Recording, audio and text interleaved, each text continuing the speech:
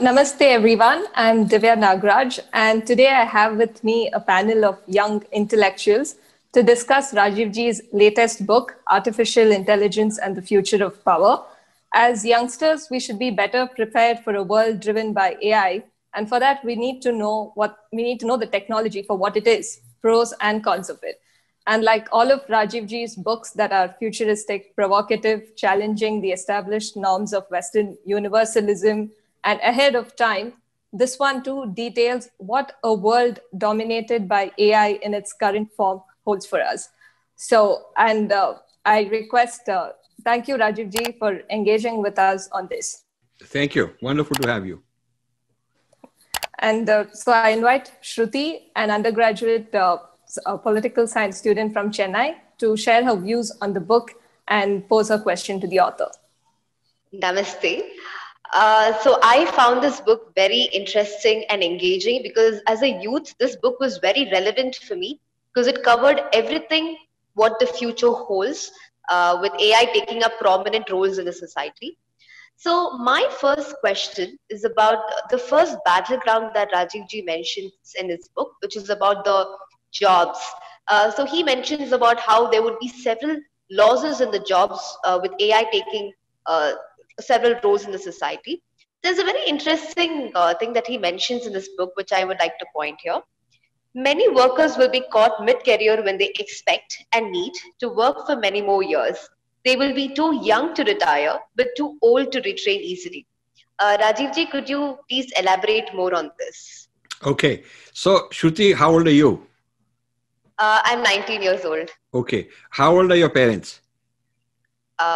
My dad is around 50, my mom 45. Okay. So now you see, it's very interesting. So let's take your parents' case. Okay. Now your parents need to work another 10, 15 years for normal retirement. But suppose something happened which is sudden to their career, to their industry, and the whole line of work goes kaput. Now people will say that new jobs are also being created, but the new job will be created for you, your generation, because you can learn. You can study, you're still young, you can go and advance yourself. But mom and dad, it's not as easy for them to upskill. Because even if they could go back and learn AI or data sciences or whatever, they'll be competing against a 19-year-old. And it's not right. I mean, they're not going to be able to downsize their quality of life, standard of living, income, and compete with, 19, 20-year-old. So while they say that it'll kill jobs and also make jobs, the point is it'll disrupt people, especially who are in the middle of their career, like your parents. It will not be affecting you if you are well educated, you come from a good background and you have the resources to upskill further, then, you can just go on to the new AI economy. But the old pre-AI economy, like your parents, if they are affected very suddenly, it is not going to be easy for them. And this is something that none of the reports talk about. So I want to talk about things which people don't talk about, don't want to talk about, don't want to face. We have to face those things. So that's why I'm bringing it out. And the previous industrial revolution also did this. But, the rate of change was slow.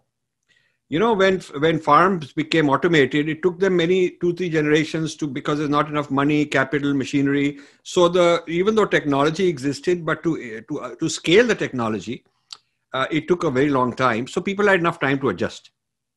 Today, what happens is a new technology comes, everybody, whether it is TikTok, whether it is Uber, whatever it is, if it catches on so fast, the disruption is sudden. So this is the point I'm making in the thing that you quoted. Thank you, Rajiv Ji. And now we have Abhiram from Bangalore, who's a master's student of data science at King's College London. Abhiram, please go ahead. Hello, Rajiv Ji. This book was indeed thought-provoking and eye-opening. As a student myself, I haven't actually explored all these topics, although I've been working in artificial intelligence and data science for quite some time. These topics and the matters that you have brought in this book are extremely thought-provoking and eye-opening. So having said that, I have a question for you.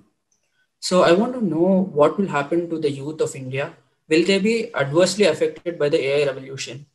And if they are, is it because of the low standards of education in our country or are there any other significant factors? That's a very good point. The obvious reason that the youth will be adversely affected, which everybody already knows about, is that the standard of education is very low. There's a large amount of unemployment and unemployable youth. There's 17 or 18 million youth every year who enter the job age at which they want job. But there are not 17, 18 million new jobs created by the Indian economy. So firstly, there's an imbalance between the economic ability to create jobs and the number of people who want those jobs. Supply of jobs, demand for jobs is imbalanced. And this is made worse by the fact that a large number of these people are not well educated. So these are problems that have nothing to do with AI, they already exist. And AI then makes the problem even worse.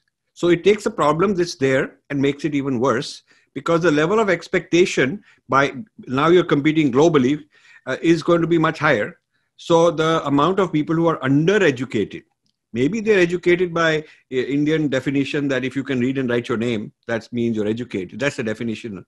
So, but that's not enough, nowhere close to enough. So this education issue is one. What is not well understood, what is new and original in this book is another factor, different factors. So please listen to this one carefully. This has to do with emotional weakness. Our people are emotionally weak. They are not psychologically strong. I mean, you have to make them feel good. They want, we are winning the cricket match. We are singing this song. We are great. We are blaming others for our problems. Our devtas are great. We have all this thing happening on the world stage. India is shining. We have super guru and all.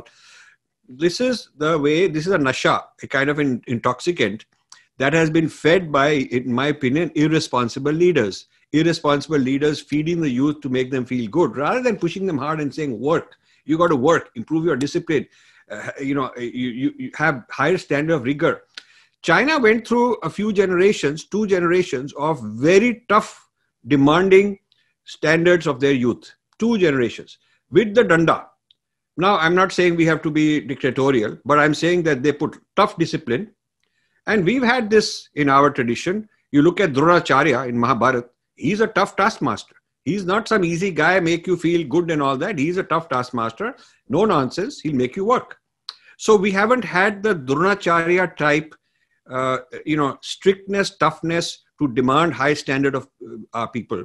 Too many netas going around, too many of these Hindutva leaders in social media and these channels, basically in the blame game of others. Other people are to blame for all our problems. Not holding our own people accountable. Most of them, they want followers, and the followers will come if you make them feel good. If I need a lot of followers, I know exactly how to do it. If I have a tough talk, very few people will view and send it and share it. They're afraid, they don't want to deal with it. So there's a psychological weakness of our people. We are not able to face things in a straight way. And we'd rather escape into some kind of a feel-good mode. This is a dangerous thing, because those people who are vulnerable to this feel-good dependency and who are not able to face a problem, they are like children. You can't tell a child the truth because he'll get scared, and you don't want to put him into fear. So you keep pampering him, and you keep kind of treating him in a way that he can't really face it. But these are adult problems. These are not problems that require a childish mind. These are adult problems. They're serious problems. So we need mature people, tough people, psychologically tough people to face them. And then we are brilliant civilization. We can deal with it. But pampering people into a kind of a moron, dumbed down, emotionally weak mode, which is what our leaders have done. And this is especially dangerous in a democracy, because in a democracy, you need them to give you a vote. And whether the person is brilliant or whether the person is stupid, they got the same one vote. So because a large number of people are not very bright and not well educated, and they're emotionally, too emotional, therefore the tendency for leaders is to cater to dumbed down talk and give them slogans and big hopes, big promises. Now, if you go back and look at promises over, many years, they haven't been achieved. They haven't been achieved. And there are very few taskmasters who will hold them accountable. So people just go for the latest promise, the latest feel good. I think this is something that makes our youth quite vulnerable. compared to, say, the Chinese, who are quite rugged, quite tough. Chinese are used to facing hardship. When I talk to Chinese, they tell me that, look, one of their strengths is they have faced a lot of hardships emotionally, psychologically, with no room to escape. The only remedy given to them for the hardships they're facing is work hard work. So they are hardworking people. And our people are lazy. And, they'll get by with just, talk to the guy, suck up to him, some leader, some neta, or some parent figure, or whoever. Just be nice to them and they'll pat your back and you touch their feet. But all that is good aesthetics, it's good emotions. From a pragmatic point of view, in a competitive world, it doesn't cut it. So I feel that our youth are not well groomed and well educated from a psychological strength point of view. And this is sad because yoga is supposed to make you psychologically strong.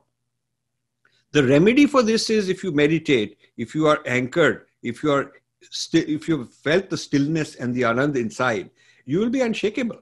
Then from that foundation of being in a stillness, the yogic stillness of mind and stability of mind, you'll be able to calmly see whatever is going on without it putting fear in you, without toppling you over, without disrupting your equilibrium.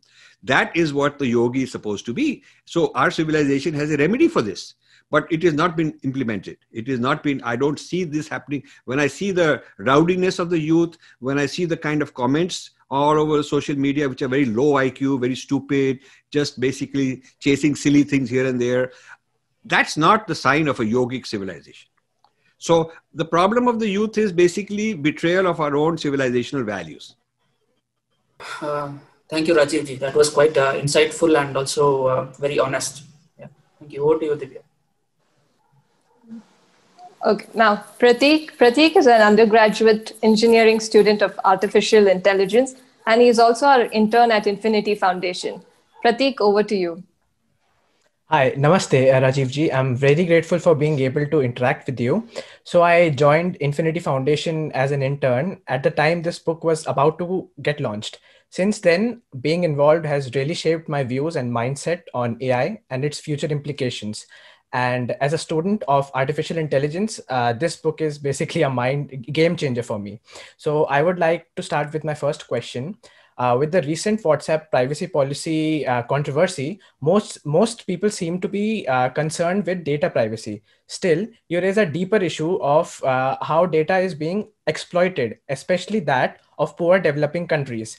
Let me read out an interesting quote from your book. Rich countries, led by the United States, aggressively complain about stolen intellectual property, but they have conveniently avoided classifying data as intellectual property. Could you give us a snapshot of how data is being exploited and why data needs to be classified as intellectual property? Very good. This is a very smart question. I'm very impressed by the level of thinking and interrogation that these guys are subjecting me to. Very good. I'm glad we have young interns, bright people like you. So, every time I complain about the data issue, people start giving examples of privacy that, they're violating my privacy, but that's only one little thing. So that can be solved very easily because these data companies are saying that the people who are gathering all this data, they're able to say that we make the data anonymous. So the data about Prateek will not mention his name. It will not say Prateek, it will just be number. The data about Rajiv will not mention my name. So there is privacy because if you leak out that there's a kid of age this and he's an engineering student and he does this and his behavior is this and he eats this ice cream and he watches these videos. I mean, the point is we're not violating your privacy under privacy laws as long as we're not mentioning your name. If this is some random person. So it's called anonymizing, means make it anonymous. And the Indian laws have accepted anonymizing is a good solution, acceptable solution for privacy. Now, this is silly because even if you anonymize it, the privacy issue is gone. The point is that the value of the data in being able to extract intelligence out of it, train your algorithms, that is still going on. Training the algorithms about how people behave in this case, how people behave in that case, how young people behave, does not depend on their identity. You don't need to know their names. If you want to find out in a certain culture, How will young people respond to X fake news or Y fake news? How will they respond if the model whose advertising is a blonde or a dark-skinned person or a Chinese-looking person? What percent of the people are likely to say yes, no? That doesn't require knowing their names. Doesn't require knowing their names. You just require a lot of data. You can make it anonymous and not breach any privacy, and yet you can get value out of it. So, which treatment will work if you go to so many people have been given this, when they do medical trial for a drug, you don't need to know the names of people. You don't need to know the name. You just need to know something about them, that this person had diabetes, type 2 diabetes, this age, this gender, and is a vegetarian and eats this, that. And so if you have all this data about a person, but you've eliminated their name and their identity, the point is you're still getting the value. You're still getting the value of using that data to develop very sophisticated algorithms, which could be treatments. It could be drug discovery. It could be psychological models on how to bring that culture down. It could be a model on how to convert those people. Suppose somebody has done this kind of research in Punjab, which they did, on young people who are on alcohol and drugs, and they're out of work because of all kind of disruption in their agriculture over the last 10, 15 years. It became the fastest conversion to Christianity anywhere in India, is in Punjab, because they were able to figure out and train their algorithms on where they are vulnerable, what kind of kids are vulnerable, what kind of background, what story to tell them, what message works, what message on a scale 0 to 10, what message is level 2, what message works at level 7, what message is short term, what message is long term. The whole procedure of conversion, the whole narrative of conversion has been turned into algorithms. So it doesn't require knowing the name of that fellow. If you got and collected data on hundreds of people, thousands of people, and your machine is becoming better and better because you're giving your machine feedback on, if I try this, it responds this way. If I try that, then the response is not as good. If this is how machines learn, through big data being thrown, lot of responses, and the response is analyzed, feedback is given to the machine. It'll either do more of something because it works, or it'll do less of something. That's kind of machine learning. Another kind of machine learning is discovery, where it is unsupervised and it is just figuring out patterns.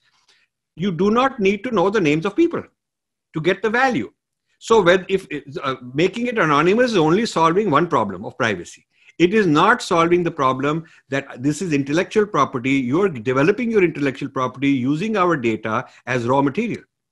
And so if you're taking our raw material and using that for this kind of discovery, we don't own any patent out of it. We don't own any equity share. It all belongs to you. And you are then going to use it against us. You're going to use it to manipulate us. That's the other part of it. There is no law in India which says that if you use our data and train your machines, then you better not use it against us. There's no law like that. So, we are being used like guinea pigs. They are gamifying us. They're making us play and learning from that. And just making our stupid leaders happy that it is privacy. Privacy does not solve the problem. And I'm glad you asked this question. Thank you, Rajivji. That was very insightful. I hope the policymakers are listening to this.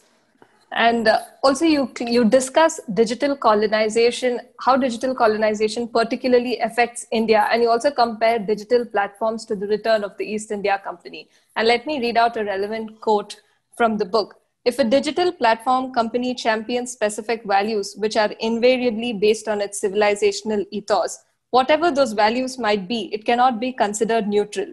So when you say a digital platform built on certain civilizational ethos, could you give us some example and elaborate more on that?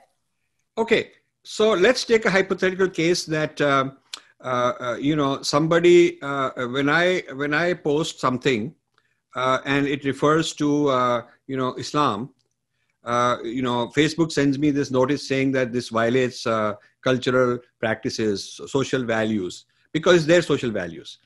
Somebody puts in a similar post and it criticizes Hindus. It says Hindus are chauvinistic, these Brahmanical people, they have this caste system. It doesn't ban that. It in fact boosts it.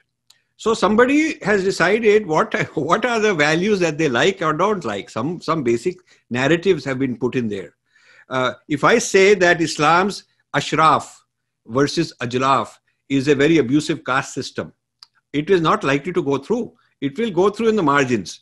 Or if I'm a very famous person, if it is Narendra Modi doing it or somebody like that doing it, and they also calculate what's the power of this person, what is his privilege. Different people on different accounts have been given different privileges based on their status, because this fellow, we better not knock him down, he might block us because he's very powerful. This other fellow has no power, we can do what we want. So the algorithms look at many variables. Don't tell me that, you know, some big netas and leaders are able to do all this and get away with it. The point is that true Indology cannot.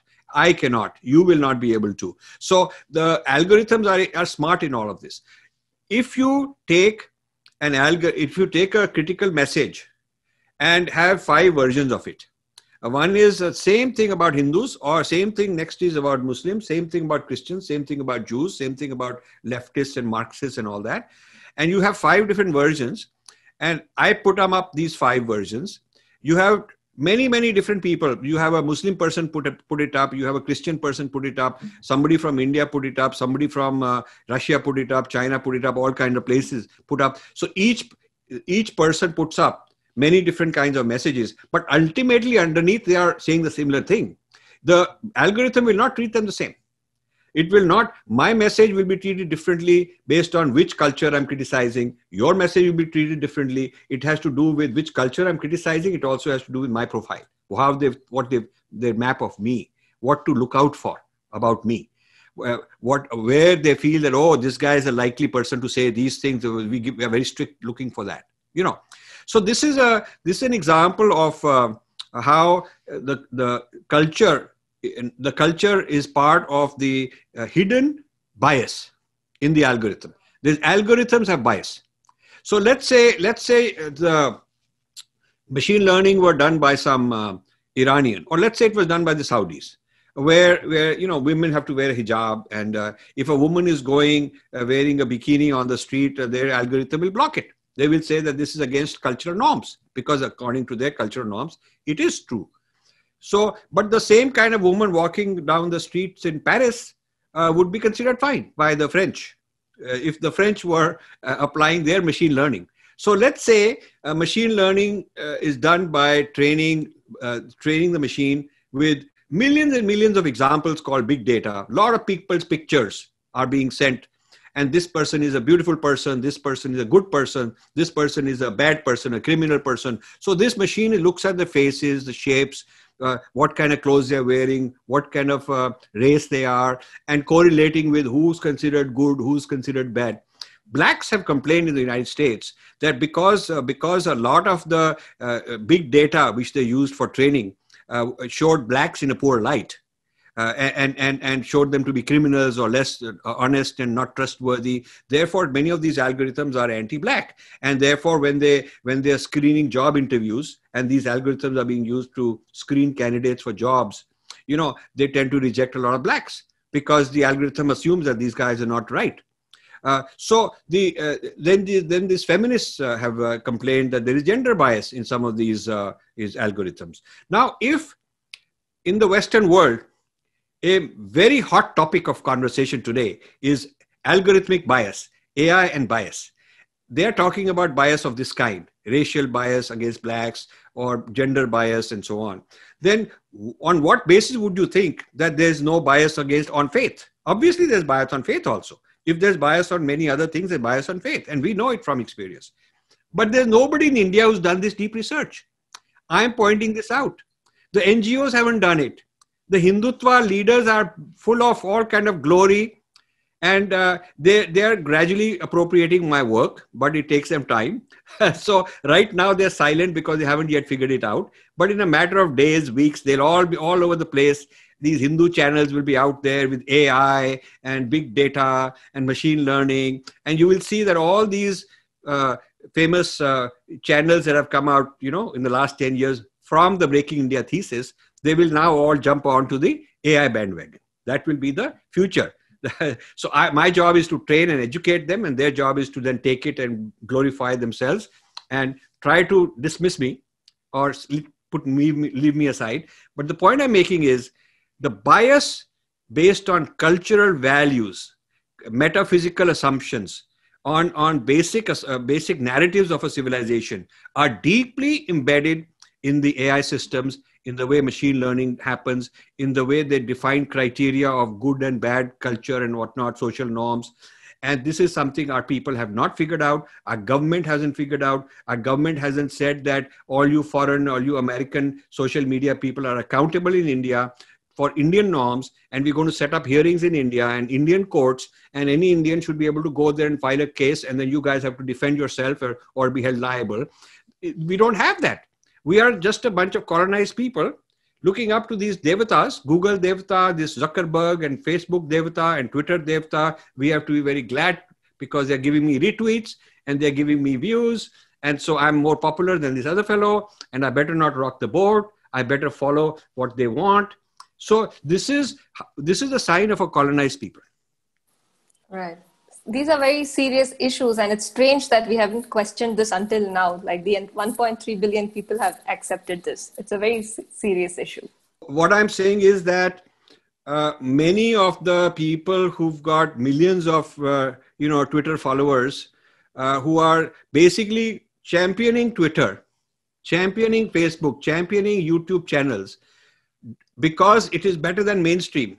So, right, it is better than mainstream. So we've jumped from mainstream, but we've jumped onto a superior platform which gives us freedom to keep talking and exposing our likes, our dislikes. What they know a profile of every single one. They know a detailed profile of what this person is all about. I am also guilty, but I'm conscious of my guilt. I'm conscious of that. I have supplied them with a lot of data about myself, but every time I type, I'm very conscious that this will go into the algorithm. I'll never get it out of the algorithm. They can make it anonymous, doesn't matter, but they've understood the way my thinking works, right? So our leaders are standing on a stage, on a stage on which they're performing. They're nautanki, their gymnastics, their tamasha, whatever they are doing, that infighting with each other, they're performing on a stage which is owned by someone else. Someone else owns all the cameras that is watching them. Someone else is figuring out the algorithms to study them and understand them. Someone else also controls the strings by which they are being pulled. And at any moment, they can be stopped. They can be brought down in terms of how many likes they'll get and how widely their message will be broadcast. Sometimes it will be broadcast more. Sometimes it will be broadcast less. It will also keep them confused. You see, that the algorithm knows that it should not be transparent. Algorithm doesn't want to be transparent so that you cannot understand the algorithm. This is very interesting. Divya should not understand the algorithm. The algorithm should understand Divya. Because, if you understand the algorithm, you can also reverse the game. You can say, I will do like this, I will do like that. They keep changing the algorithm. So if you say, okay, search engine optimization, these are the keywords that are doing well, after a while, they may not be the right keywords. If they tell you that short messages are good, short videos are good, after a while, they need longer videos. The algorithm is keeping you guessing. And you will not understand how the algorithm works. That's part of the strategy. The person who is in control, the boss, the one who wants to have mind control over you, should be someone you can't figure out. You just have to give in to him. After trying your best to figure out, you just have to surrender and say, okay, you are the devata, I'll just do what you tell me to do. That means they've broken you. They've broken your free will. They've broken your agency. And you now become a digital slave. Wow. Very insightful. Thank you, Rajivji. Pratik, over to you. In one of your battlefields, you talk about people getting dumber and machines getting smarter. You term it as modernization of the masses. This is a big problem in India. Do you think the development of Dharmic Indic databases could help solve the problem? Or is this dependence on technology a much larger issue at hand? So, this is a good question. Machines are getting smarter. Everybody says, yeah, we know that. But people getting dumber, they don't want to hear. The thing is, the two are together. The machine is smarter. Then I'm dependent on this machine. I'm dependent on Google Devta to search and tell me what I should know. I'm dependent on Siri. I'm dependent on all these kind of things. And so obviously they're smarter and they're able to figure me out and they're able to give me what I should be believing. And so I'm getting dumber relative to these machines. Now, the point is this. It has to do with education problem. It has to do with mental and psychological weakness of our people. But it also has to do with lack of our own people having developed AI. using our own foundation, our own social norms. Why is it that such a large number of Indians, young people studying AI, data sciences, in fact, they came to me and said, we already know what you're writing. Why are you writing this book? We already know. I said, no, you don't know, don't think about what I'm writing, because I'm not writing about how to do AI in a mechanical way. I'm making you think deeper. So why is it that such a large number of people, lakhs of Indians who are into this field, who are also into dharma, some of them are Sanskrit experts. I've interviewed people who are Sanskrit experts and also claim to be AI experts, but they've never connected. They've never connected how our Shastra could be the foundation, on which machine learning happens. So this idea of there is an invisible narrative which gives a kind of an invisible unconscious bias that is very hard to pinpoint, but it is there. Blacks are pinpointing it, feminists are pinpointing it, Muslims are pinpointing that this machine learning is against them, and they're raising hell. And these AI giants are on the defensive. They're on the defensive. Some of them are getting litigated and sued. There's not a single public interest litigation in India on behalf of the Hindus. Not a single against all these guys. I have proposed this? Why not somebody file a public interest litigation against Twitter, systematic bias against Hindu culture? Why not file that? It takes courage.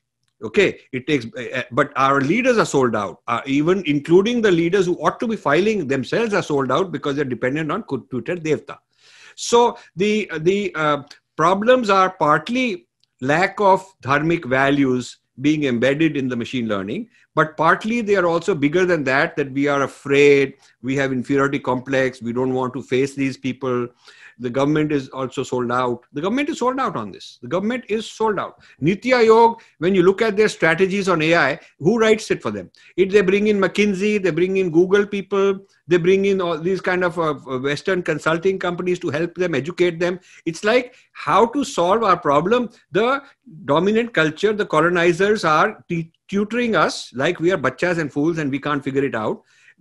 Most of the Indian industrialists are so dependent on the Western clients because they send them outsourcing data. I mean, they sell them consulting software. They do projects for these people. They're not going to go against them. They're not going to go against Harvard because they want their son in Harvard. They want their nephew to go to Harvard. They want to be celebrated when they go to Harvard to be having a nice photo op with the dean or somebody. They want to fund a chair with their family name on it. So they want this as part of the reputation building, as part of their own public relations and publicity. They want Harvard to be on their side. Our ministers want to go there and give a talk here and give a talk there. They'll never criticize. They'll never really put them on the spot because then they won't get invited again. So it is a large number of problems that our country faces. And believe me, it's very sad, the conclusion I reached. India is not going to make it. That's my conclusion because of all these factors. And it is not 50 years away, within this decade. By 2030, the cracks on India's sovereignty will start showing up. It will become common discussion. It's a very sad situation. I don't think that this problem can be solved. It's gone too far and the leaders are not listening. I have spent 5 years while researching this book, privately going around Delhi everywhere, whoever will listen to me go, as if I'm a beggar. I'm helping them. It's their job. They are being paid for it. I'm just a regular fellow given up everything to try and help them. But they're not listening. They will give nice hospitality. They give me nice, make me feel good and all, praise, good, all that stuff, promise all kind of things they'll do, but they don't do anything. After the meeting is over, hardly any follow-up. I mean, they're too busy with elections and their own internal politics and their own personal career. I did not find people who had the authority to be able to understand this, stick their neck out, take their risk, take ownership, help me out. I'm there. I have been there to do my best, but I gave up. And so I said, you know what? I'm going to write a book and put it out in front of the public. Thank you, Rajiv. Shruti, over to you. So I'm a political science student. And when I study the theories that are put for us in political science, they're all viewed from a very Western perspective, from a very Western lens. The theories of the postmodernism, liberalism are all from from a Western narrative. So this brings me to a point that you mentioned in your book. Liberalism is now at a new threshold of self-defeat with the advent of AI. So postmodernism has created disrespect and cynicism towards all grand narratives, and social media has furthered this trend by relativizing knowledge, and facts have become nothing more than popular opinions. So, as the generation of youth, there is a general fear among us because we are so much dependent on social media for our facts. We are very concerned that this whole narrative making, which will be controlled by AI, can control what should be the narratives and what should be the facts and truth. So, your take on this? So we are going from postmodernism to post-truth. We're going to the post-truth generation where there is no such thing as truth now. It's your opinion, my opinion. It's you got more likes, so your opinion must be valid. You are influencing the algorithm because you have more clout over the algorithm than I do. So, algorithm now start taking your idea and spreading it. This is very dangerous. This is so dangerous. This means that the adhikaris are no longer our adhikaris. Gurus are also confused and lost in all this. They have not understood even. Forget standing up to it and doing something which may cost them some popularity. And they've been given so much award, lifted up the clouds, but they haven't done their job, which they're supposed to do. So they're also lost, they're also ignorant people. This is what we are heading towards is a kind of a dictatorship of algorithms where it looked like we're helping you, we're giving you free services. Now the machine learning is also doing good things. That is the tricky part. It's like somebody who's your boss and dictator and brutally, colonizing you is also very generous, giving you a lot of food also. He's helping you with medicines. He's giving you all kind of facilities that you did not have. So how are you going to complain? So this AI revolution is giving you medical treatment, is giving you farming technology, it's giving you so much comfort and so many movie streaming services that will figure out what your likes are and send you those things. Soon you'll have wearables, augmented reality, and you'll be able to go into escapist areas. You'll be able to learn, teaching you education. So it's giving you, on the one hand, a huge amount of value. On the other hand, it's extracting this price and kind of also making a slave out of you, dependency out of you. So how are we going to fight it? This requires very bright people who have courage, clarity, who put a lot of hard work into it, and I don't think we have that. That is my concern. Rajiv, in relation to that question, since AI was developed on the Western models, so much of humanism and liberalism, but now, like Shruti pointed out, and it's as you've raised in the book, it's self-defeating and it's hypocritical that nobody is raising concerns, especially the liberal camp. So, the thing is this, liberals are supposed to liberate us from conservative thinking. Right. What has happened is a certain tier of liberals, not necessarily the masses, certain tier of liberals who've gotten control of this technology, become super rich, put their own ideology into this. Okay. And so this has become like the future of liberalism. And this future of liberalism is going to lead towards, eventually, it will lead towards devaluing human labor, devaluing human will, agency, free thought. Somebody is going to make you feel that you are free thinking, but actually it's dummy. You're dummy just talking to yourself in an echo chamber. You're really not articulating freely because it's all rigged. It's a system where you're being gamified and the game is rigged.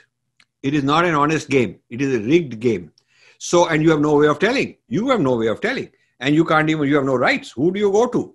So this kind of a thing is very manipulative psychologically. This is the whole Battleground 3, and this is the whole chapter 4 of the book is all about this, which I think is the most important chapter.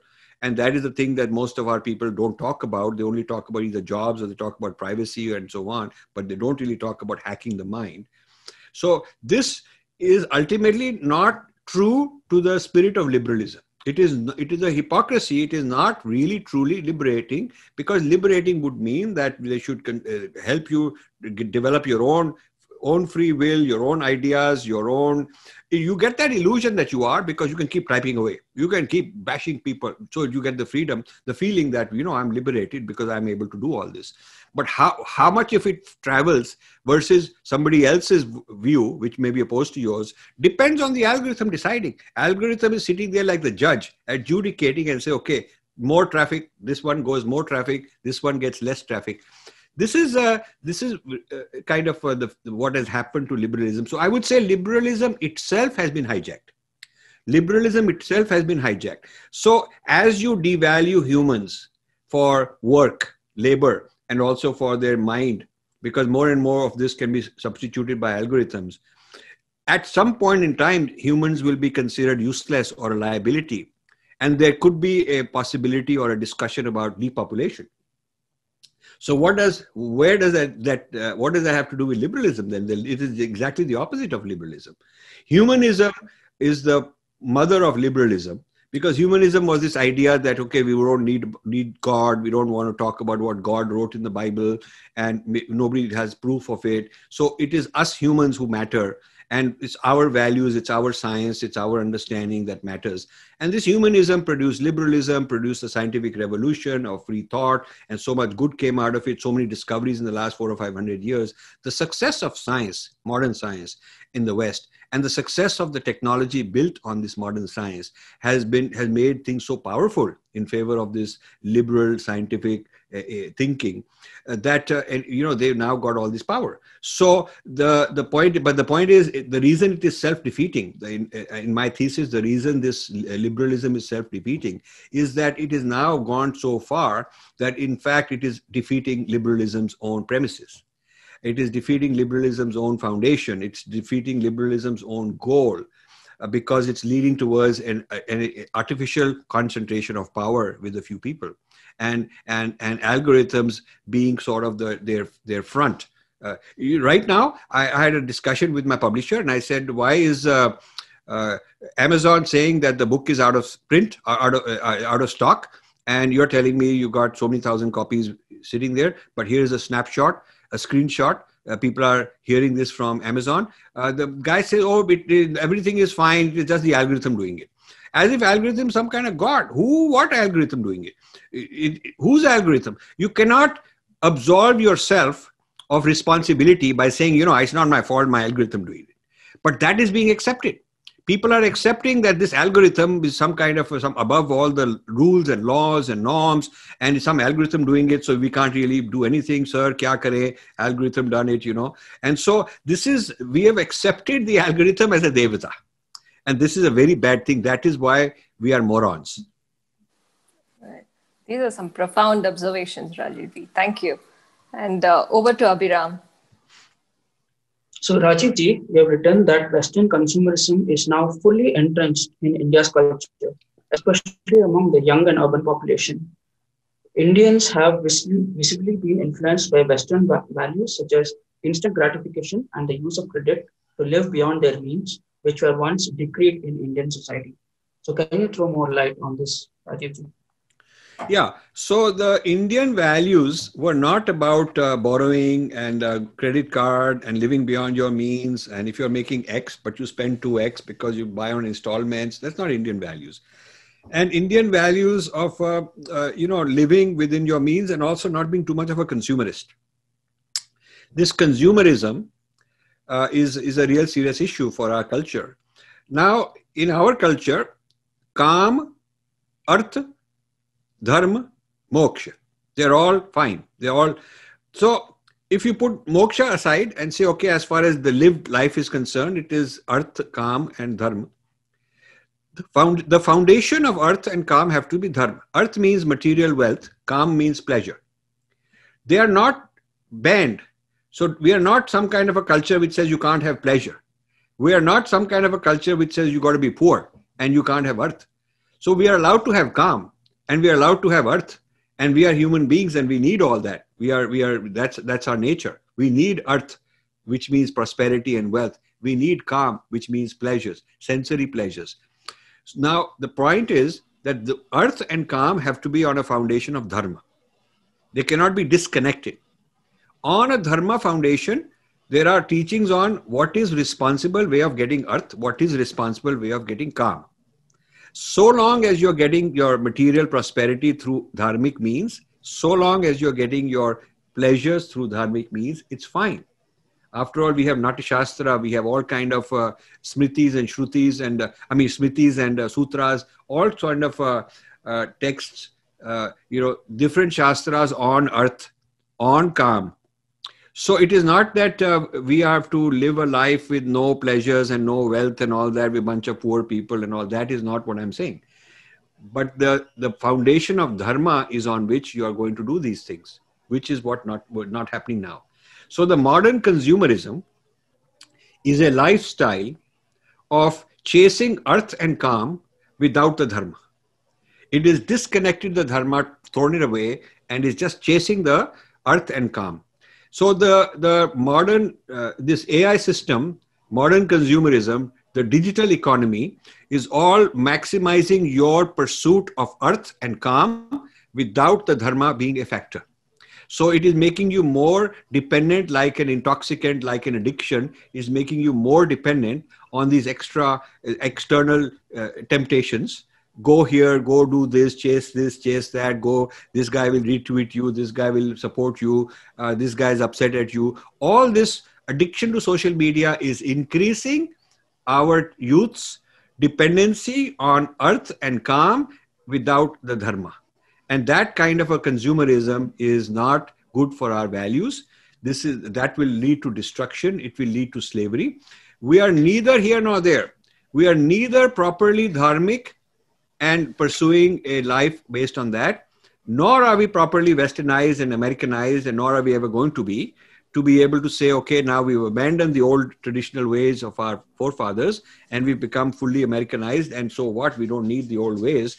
That's not going to be viable, given India's population density, given the shortage of capital, given the whole history of who we are. We are not meant to become Americanized. We will be mixed.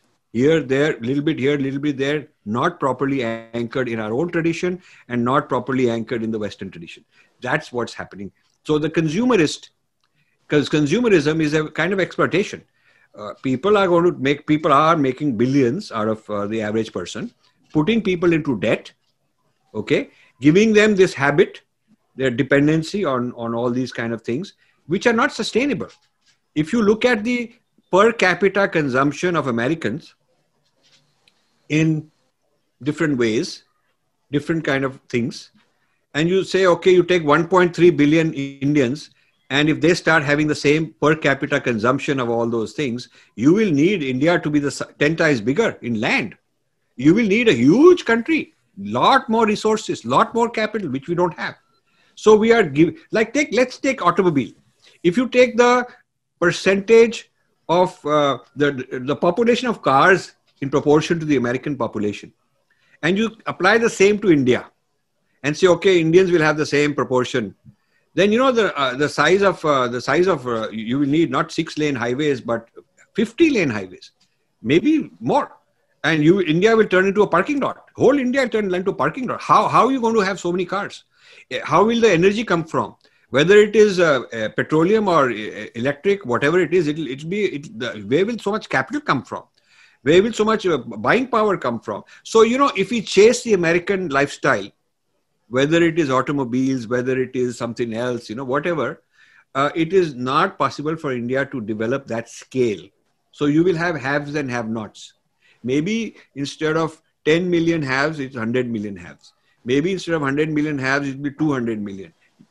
You can keep increasing it, but it's not going to reach 1.6, 1.7 billion, because that's the population of India, which will be by the second half of this century. So to scale things on an American consumerist level is infeasible in India, not feasible. And nor is it desirable, and nor is it compatible with our values. So this is chasing somebody else's rainbow It's an illusionary rainbow that this is out there. I'll go running after this rainbow and there's a pot of gold at the end, but that is not so. Thank you, Rajiv. That makes a lot of sense. Over to you, Divya. Rajivji, another important issue you raise is the creation of a class of social media celebrities who become popular overnight. And you term this instant social media popularity as a false barometer of success and also promoting mediocrity. Let me read out this quote from the book. Digital users artificially inflate their egos through social media platforms like Facebook and Twitter, with instant popularity measured by the number of likes or followers, sometimes running into millions. So, when you say artificially inflate their egos, what exactly do you mean? And also, could you tell us how this model promotes mediocrity over meritocracy? Good two-part question. So the artificial inflation of egos is, how well I did in the eyes of the social media, in the eyes of people are going to judge me and say, this thing did very well, got so many views and this got so many retweets, and go follow that guy. He's got a lot of followers, he's got a lot of subscribers, go on his channel. So the criteria of who's doing well, whether it's for matrimonial purposes, whether it's for job purposes, whether it is for the chances of getting a movie deal or a book deal for an author, whether it is political prospects, seem to depend on these kind of criteria. So we've sold out, and then these criteria are in the hands of an algorithm, and these algorithms are controlled by somebody else, who's not even in the country. This is slavery. This is slavery. And then the second part of the second issue is what was the second part? How does this model promote mediocrity over meritocracy? Right. So the first part is the false sense of success, a false sense of success and ego being catered to by these algorithms. That is the first part. Mediocrity means that, I may have a very high merit original thinking book with a lot of good ideas. But 20 other people who didn't do that tapasya don't have half, they don't even have a fraction of that knowledge. They can just spin a few ideas out of my book, come up with very nice sounding videos. They will get a lot more followers. They have the presence. They know how to market themselves, promote themselves. They know how to do all that. And they have the gift of the gab. And so rather than basing on meritocracy, the followers will go there. I have people supporting the foundation, used to support the foundation, telling me, now we're going to support so-and-so because actually he seems to be better. And I have to tell them that this guy actually learned it from us. This is lack of meritocracy. It's a lack of meritocracy in the eyes of the public as to where they go. It's lack of meritocracy as determined by funding agencies and donors. It is government whom they give importance to, whom they invite, whom they listen to. If a person is more famous in the social media, then even the government will like you more. They will recognize you more because you must be an important person. So the whole system of evaluating ourselves and the way the establishment evaluates us has become fake. And that is the destruction. That is one of the reasons India is failing. India will fail because it's lost its bearings. India is going to become a failed state. And Indians don't want to hear this, but mark my words. You people are young. Whether I'm around or not, it'll happen. Within 10 years, it'll certainly happen in your life, that people in India will start realizing that we've been following the wrong bandwagon all these years, chasing some thing that is not real, and they've made a fool out of us. This is a very serious problem. And so to solve this problem, you got to, first of all, swallow some bitter medicine. You got to take some bitter pills, you got to accept that all this is wrong. And you got to restore meritocracy. Our tradition calls for success based on meritocracy. The whole karma system is a meritocracy. It says that you should get what you deserve, not what somebody else did and you took those ideas and made it your own. It is not like that. But the social media and AI-based, algorithm-based manipulation, and you can kind of get ahead if you know how the media works, how the algorithm works, and you can be very clever about it. That is not meritocracy. That is just chalaki, cunning. Right. So we have replaced. We think that cunningness is a substitute for wisdom and intelligence and merit. That's the problem. That's indeed a very serious problem. Thanks, Rajiv ji. Now, when you talk about battleground 1 and 2, which is the physical body, battleground 1 talks about economy, jobs, infrastructure, are we, how good are we in terms of wealth, earth, how good are we in that sense? And it is the internal health, the strength at a physical level that the battleground 1 talks about. So battlegrounds 1 referring to sthul sharir, internal strength inside my body as a Rashtra. Battleground 2 talking about sthul sharir, strength externally vis-a-vis external enemies, external threats. Will the external cold or weather, or will the external germs and viruses take over? That is what battleground 2 does in terms of the Rashtra. Will China, Pakistan invade us? That kind of thing. Sukshma Sharir at the inner level of psychology also has a battleground 3 and a battleground 4. Now, battleground 3 and 4 are different in the sense, while they both pertain to psychology and mind and all that, battleground 3 is more how I project myself externally to society, my agency, my control over others, how they see me, how I see myself, what's my relationship with other people, and am I being hacked? Are they making me behave a certain way? Are my actions, external actions, such that they are decoding me, they're watching me, they're learning, they're training their algorithms about me? So battleground 3 is the psychological, mental, emotional state of the mind as it relates to society. And battleground 4 is adhyatmic, me as myself. In myself, am I going within to find Anand, or am I wearing these augmented reality goggles and getting my pleasure externally through various images and buttons that somebody else is pushing?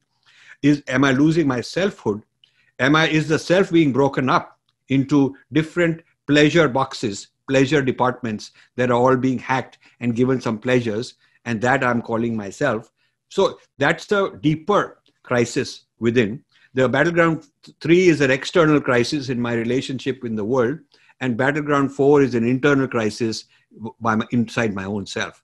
These are if you look at the Sthul Sharir of India Rashtra and the Sukshma Sharir of India Rashtra, there is a lot of vulnerability.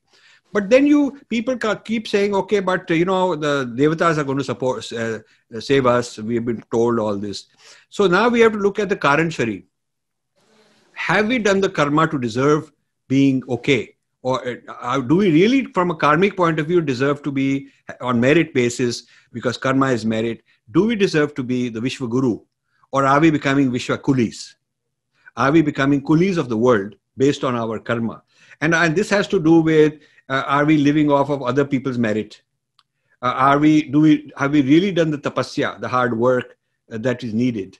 So if you take the stress test I have done in this book, and you stress test India at a physical level of security and strength and all that, both in terms of economy, jobs, and also external military defense. And then you look at the stress test psychologically, both in terms of the agency and and being clear about our values and clear about our grand narrative, and using our grand narrative, operating from that, and not, or versus are we sucking up to other people's consumerism and their habits, and also then going deeper into the notion of self, who we are. If you look at the Sukshma Sharir like that, and then you look at the Karan Sharir and say, from a purely karmic point of view, we've been destroying nature. We've been having all kind of human rights problems. We have been having human rights problems. The way women are treated, the way a lot of the ill treatment going on. We can keep defending and saying that somebody else is even worse. Maybe they're even worse. Who cares? But I'm talking about ourselves karmically. If we are karmically not deserving the great life that we are aspiring, okay, then you'll get a stress test idea of where are we heading, and where we are heading, I don't think is that good. And I'm not saying it openly in the book because the people are not able to handle it. And so I'm just giving them the points, and they have to make up their own mind, and they have to go and challenge their professors, challenge their parents, challenge the social media, challenge their gurus, challenge their political leaders, and say, why didn't you tell us all these things? Where were you? Why were you sleeping all along? And why are you always running around taking credit for things that you haven't pioneered?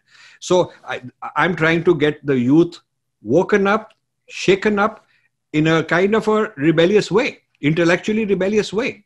That's my closing statement. Thank you, Rajiv ji. And so we learned that AI is indeed a disruptive technology and that needs to be widely discussed and debated by all sections of the society for the welfare of humanity. And with this book, hopefully that will happen. And we are very grateful for you, Rajiv ji. Thank you. And thank you, everyone, for joining us. Thank you, all of you. You've asked some very good questions. And I will say one thing. If you've watched a whole lot of my panel discussions, sometimes the grown-ups with all these degrees and all these fancy positions they have, and they're brought to me as experts, are not as good as you young people.